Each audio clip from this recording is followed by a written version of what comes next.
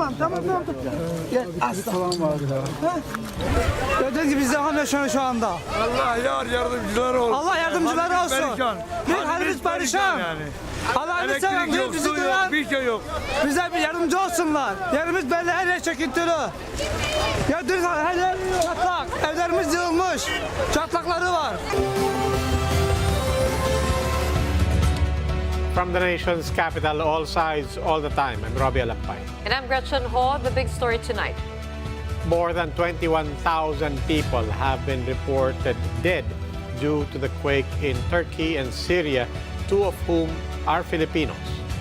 Another Pinay is meanwhile under heavy medication at a hospital in the city of Adana due to heavy injuries. Aryan Kalumbiran with the big story.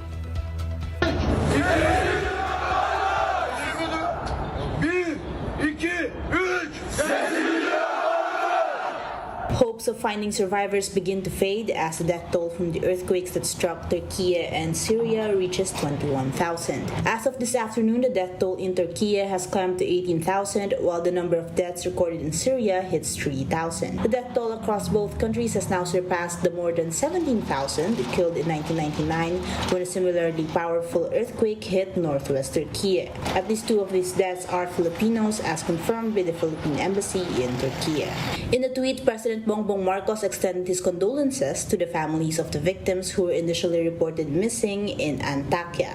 The embassy says it has evacuated 34 Filipinos together with their spouses and children who are now en route to Ankara. One Filipina, Juliva Benlingan, is meanwhile confined at a hospital after sustaining major injuries from the quake, as confirmed to News 5 by her daughter. Her sister confirmed in a Facebook post that Benlingan was airlifted by Turkish rescuers to a hospital in Adana. In a text to News 5, Belingan's daughter says her mother is in heavy medication and is currently with her Turkish boyfriend, who has been updating them about her situation.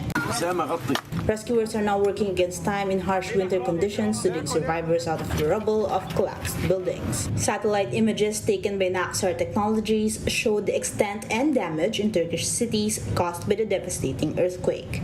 Photographs released showed entire blocks of buildings collapsed and lying in ruin. The Filipino contingent sent to assist in disaster relief efforts has been deployed to the Turkish city of Adiyaman. Ang aming assignment, Ed, ay sa Adiyaman.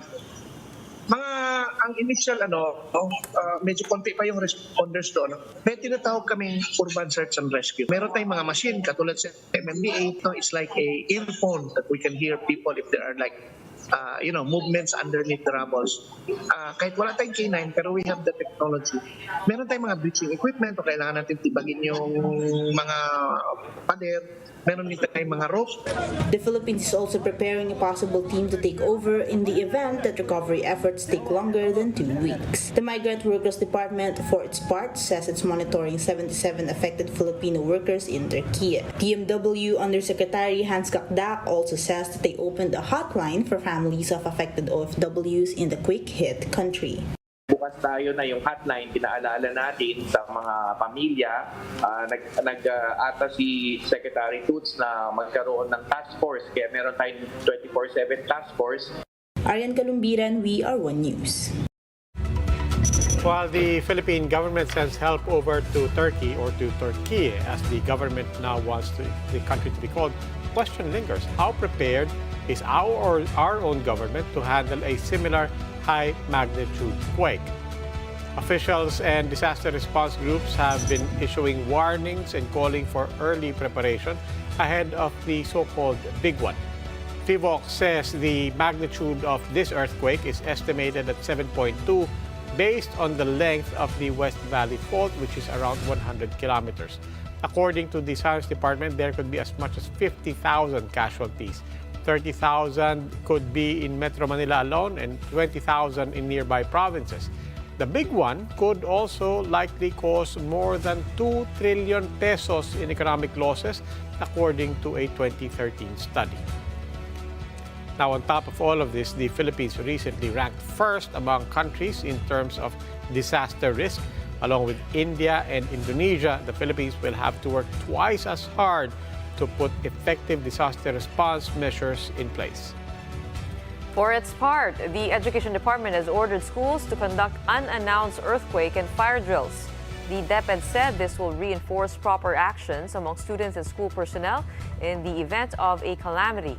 As for our infrastructure, one expert says that as long as the National Building Code has been strictly followed, our buildings should be able to withstand up to an 8.4 magnitude quake.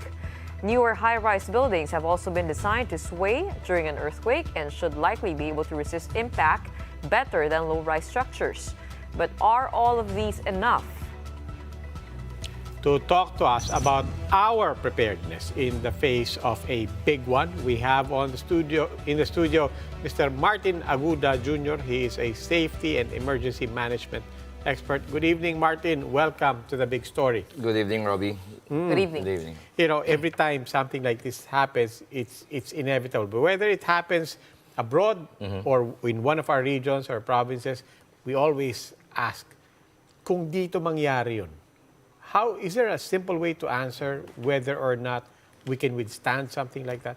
Well, as to the building collapse, diba? We have the study in 2004 stating how many buildings will collapse, how many casualties, and government's been preparing for that by conducting drills. No? But you know, in an earthquake situation, anything can happen. There are so many unknowns and unpredictability of the situation. So I think in terms of preparedness, if you would ask how prepared are we, first we should continue what we are doing, like conducting drills. That's one, because the first agenda when it happens is to make yourself safe.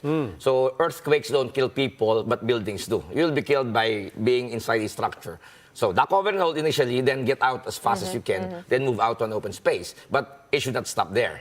The next problem is how do we survive with people will be out in their homes because of the aftershocks, maybe 2 days, 3 days. People will be afraid to go back in their homes, especially if you're living probably in a condominium in high-rise building. So this should be part of the preparation, and we should not stop on just conducting this cover and hold drills and evacuation. Just for us to understand how important this discussing this really is, what is the certainty of the big one happening? Well, this is not a prediction. This is a study based on models, and it was released in 2004. And the basis of which is identifying the fault itself, the West Valley Fault. No? And they base all their calculation in terms of how many will die, get injured, how many buildings.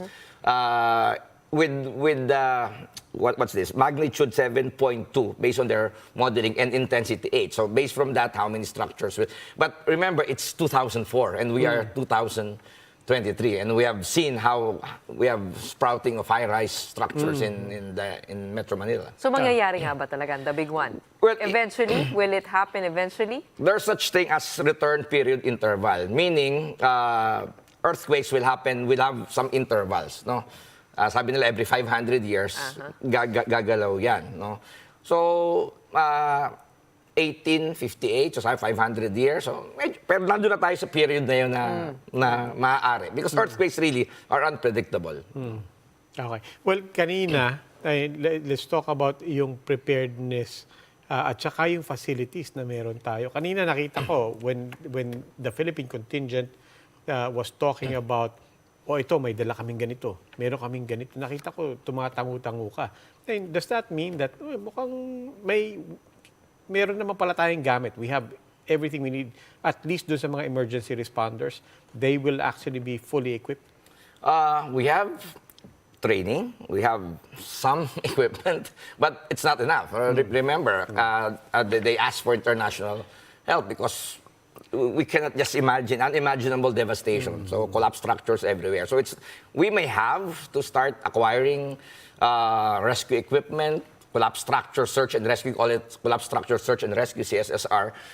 Some local governments have started training and acquiring equipment, but it's so massive, really, that training and acquisition of equipment should be continuous. Will our national building code hold, do you think, in the event of the big one? Well, according to experts, if you would just build your structure according to what the National Building Code will tell us, it should withstand a magnitude 8 Siyempre, earthquake. parang it's hard also to rely on that, and we kind of have to quell people's anxiety with this. What can we do now? Immediate actions to prepare ourselves.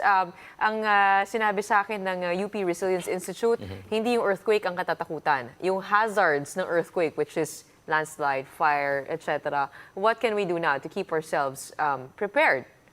Well, being alive at the point of during the earthquakes is very important. So continue to do the drills, the cover and hold, evacuation. That's very important. But inspection of buildings, retrofitting of structures are important as well. So these are mitigation stuff that I think even private owners of buildings should really take into consideration seriously. No? Plus, preparedness in the community level. It's not, the national level won't be able, even in the US, diba? They have this yo-yo, 72 hours, wait for 72 hours or 3 days before help will be there. So preparedness should be at the level of the community, should be at the level of Sa the family, kapitbahay mo, no? yes, Paano neighborhood, geography? and individual. So we should emphasize on that moving forward. Ay, isang mabilis na tanong na lang, tungkol dyan sa community na yan, yung mga neighbors, tulong-tulong. So we're not talking about local government anymore. We're talking about tayo. Sa mga nakita mo, you've done these trainings, you've done this consulting in many communities. Yung pinakang magandang community na napabilib ka na, how does that work at the community level? Ano yung mga aspetong nakita mo na okay to, masarap ikwento to sa ibang mga community? Well, gated subdivisions. Gated subdivisions. But, and one best practice is that they took inventory of the skills of every resident. Like, sino ang doktor, sino ang engineer, who will be the first aiders, who will feed us, sino ang cook. Okay? So bayanihan type of preparedness and response. Alright, maraming salamat. Kahit saan man, sa gated subdivision ka o nasa barong-barong, kailangan maghanda tayong lahat. Alright. That was Martin Aguda Jr., a safety and emergency management expert joining us on The Big Story tonight. Now, right after the break, China is reportedly looking to partner with the Philippines in nuclear energy development. We'll be speaking to Alberto Dalusong III, Energy Transition Advisor of Manila-based Policy Group Institute for Climate and Sustainable Cities. That and more when The Big Story returns. Keep it here on One News.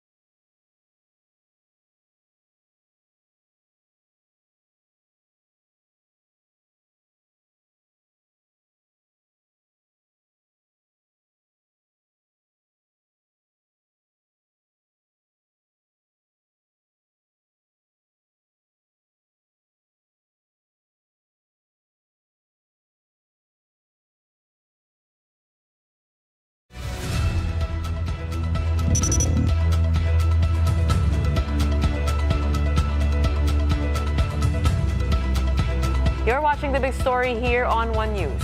President Marcos secured more agreements with Japanese firms on the third day of his official visit to Japan. The Japanese embassy in the Philippines also confirmed that both Marcos and Japan Prime Minister Fumio Kishida are condemning moves to worsen tensions in the East and the South China Sea. Mobile journalist Julie Baiza gives us a front seat to the story.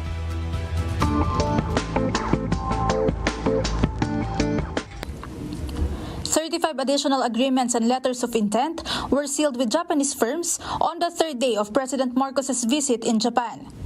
These cover the sectors of manufacturing, infrastructure development, energy, transportation, healthcare, and renewable energy. The president assures Japanese businessmen that the Philippines is implementing laws like the Foreign Investment Act that allows ease of doing business for foreigners. It is our hope that companies such as yours will not only find the Philippines to be an attractive investment destination. We are designing our efforts to encourage you to stay and to find our country to be a place where your businesses will thrive. Marcos says the Philippines is also smoothing out details for a green lane in involved government agencies to make sure that the processing of permits and documents will be swift. Another business meeting attended by Marcos was the high-power luncheon and networking event organized by the premier Japanese business organizations. Marcos is accompanied by 114 Filipino businessmen in his Japan trip. Our delegates are also here on a mission to listen, to observe, to learn, and then act on opportunities and new knowledge. I hope that these synergies that we establish with our Japanese partners today will continue to grow. Meanwhile, various topics were also discussed during Marcos's meeting with Japan Prime Minister Fumio Kishida last night. The meeting coincided with the 50th anniversary of Japan-ASEAN friendship and cooperation. In the joint statement released by the Japanese embassy, it said both leaders expressed concern over the situation at the East and South China Sea. Although there was no discussion yet of a possible Visiting Forces Agreement or VFA between the Philippines and Japan, as both leaders condemn any form of coercion that could elevate tensions in the territory. Marcos and Kishida, though, talked about the ongoing war between Russia and Ukraine. The two leaders agreed that it's unacceptable to use or threaten to use nuclear weapons in such conflicts. Mobile journalist Julie Baiza, We Are One News. Meanwhile, the Energy Department says China has reached out to the Philippines for a potential partnership on nuclear energy development. Here is what we know. In an interview at the sidelines of the Power Trends 2023 International Business Forum, Department of Energy Policy and Planning Bureau Director Michael Sino Cruz said they received a letter from China proposing nuclear cooperation. Sino Cruz said that it is a general nuclear energy cooperation, meaning it could be for the Bataan nuclear power plant or for small modular reactors. Sino Cruz also mentioned that China's expression of interest is a result of President Bongbong Marcos' state visit to Beijing early last month. Marcos' state visit to China reportedly generated $22.8 billion in investment pledges, with almost half going to renewable energy. Nuclear energy is among the technologies being explored by the Philippines, but it is still being considered as a long-term option for the Philippines for power generation. The DOE official said nuclear energy would be included in the country's energy planning until 2050. Sino Cruz said 13 areas, including the Bataan nuclear power plant, have been identified as possible sites for the conventional type, while 15 or 16 sites have been identified for small modular reactors. The DOE is eyeing to conduct within the year another perception survey on nuclear energy. The agency intends to formulate this year a nuclear power roadmap in partnership with the private sector, International Atomic Energy Agency, experts, and stakeholders.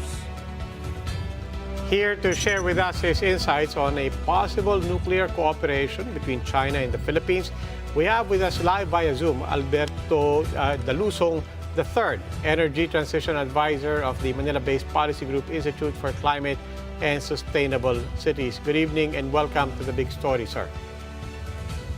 Good evening, Robbie.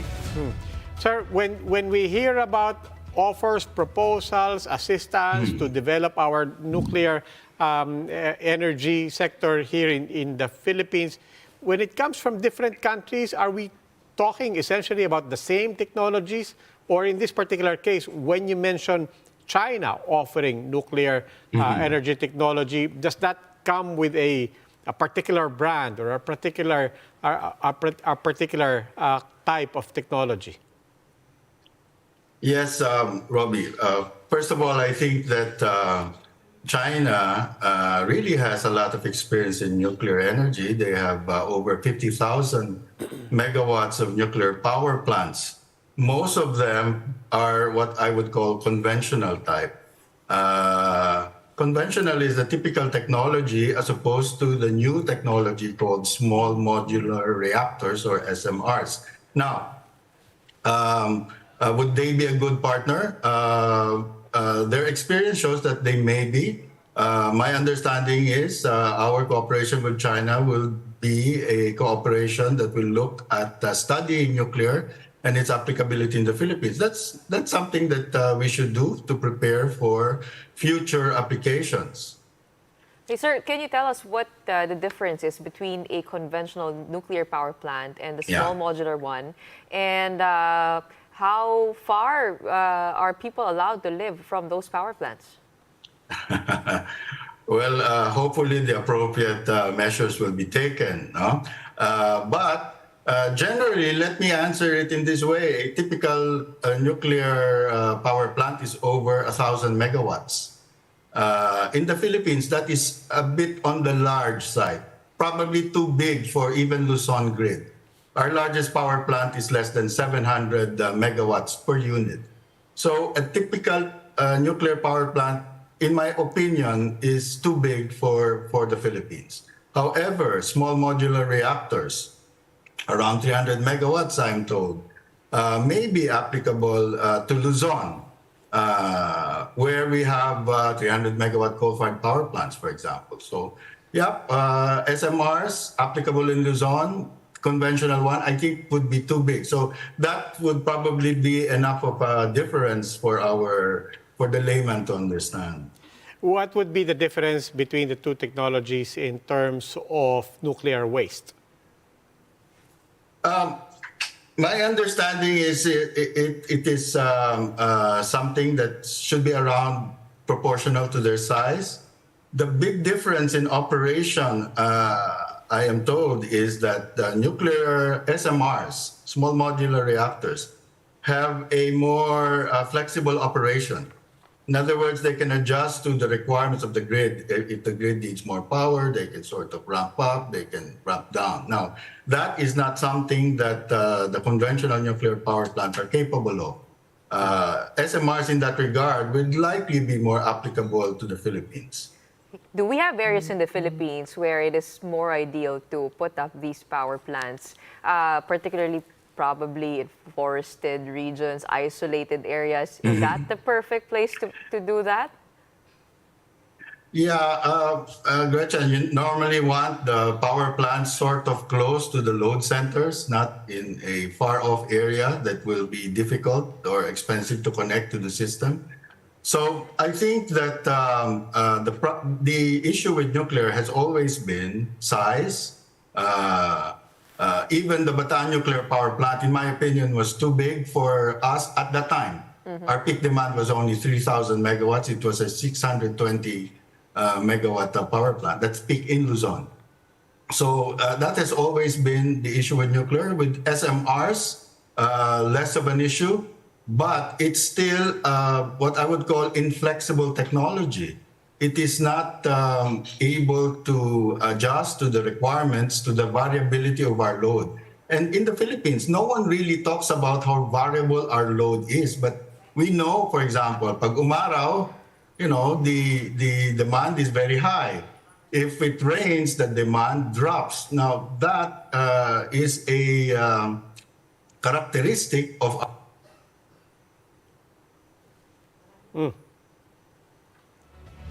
We seem to have lost the audio from Mr. Dalusong, but in any case, we got most of what he said. Maraming salamat po, Mr. Dalusong. He is Energy Transition Advisor. Meanwhile, trips to nearby cities and provinces have been temporarily suspended over at the Araneta Center bus terminal after a fire broke out Thursday. Authorities inspected the area today after the fire incident, which left around 245 million pesos in damage. Commuters had no choice but to seek other means of public transport. Modern jeepneys were also barred from unloading passengers at the Araneta bus center. The terminal management expects full operations to resume on Sunday. And after the break, from poachers to wildlife protectors, we follow the story of two men and how their relationship with the sea turtle changed for the better. More on that when the big story returns. Keep it here on One News.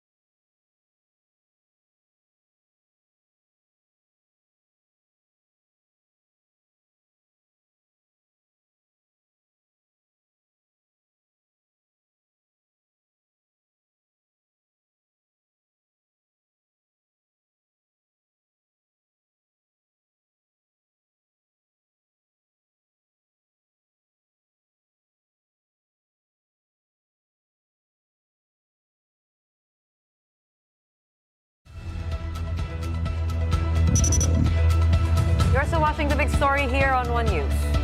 From poachers to now protectors of sea turtles, here's a story of how two individuals changed their lives for the better. Mobile journalist Yeda Pascual gives us a front seat to the story.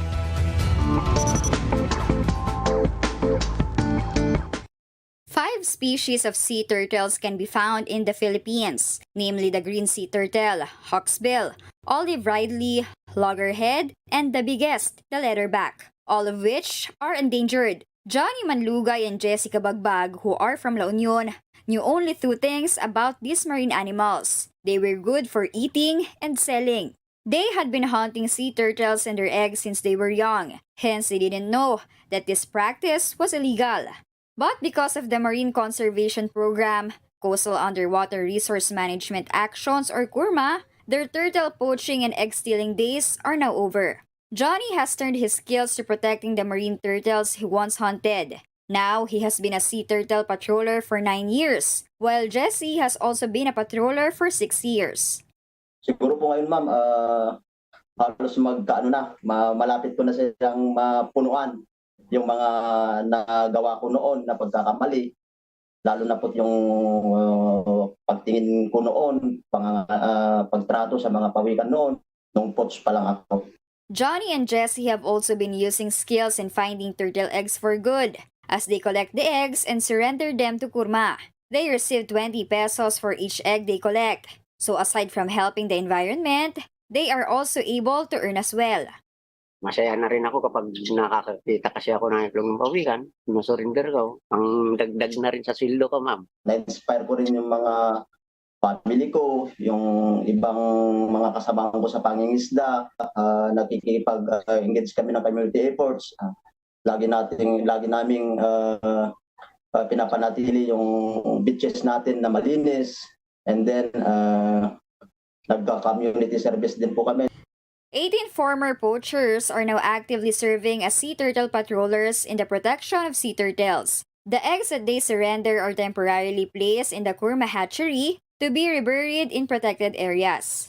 Inaanyayahan ko po yung mga kasamahan ko na poachers dati na magbalik loob na po, na wag na po nating gawin yung mga hindi karapat-dapat na gawin, trato para sa mga pawikan natin. As the saying goes, it's never too late to change yourself, and it's never too late to help turn things around for all endangered species. Mobile journalist Yeda Pascual.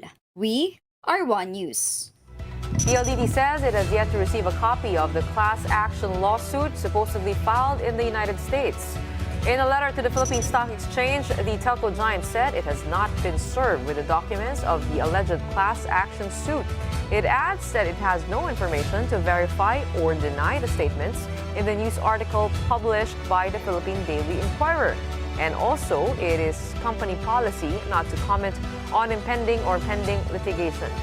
The Inquirer article claimed that PLDT and its top executives are facing complaints for non-disclosure related to a budget overrun issue last year.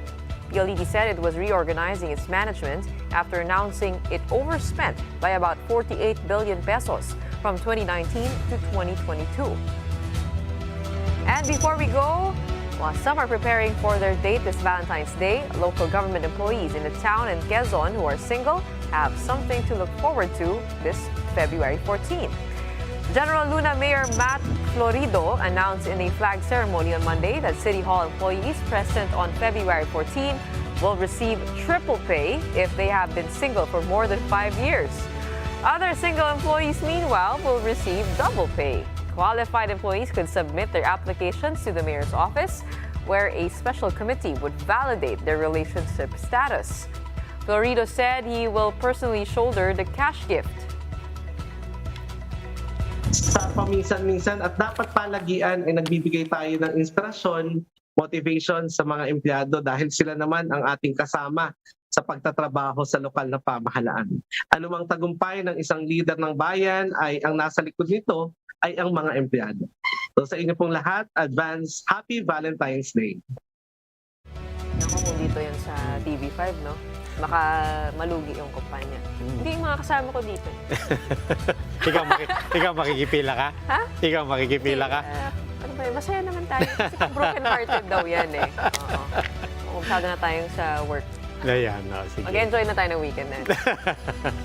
And that's the big story tonight. For more updates, follow News 5, the Philippine Star, and Business World Online. You may also log on to onenews.ph for more analysis. Ako po si Robbie Alampay. The big story is also available via Signal Play app. Make a free account now at signalplay.com and stream One News anytime, anywhere.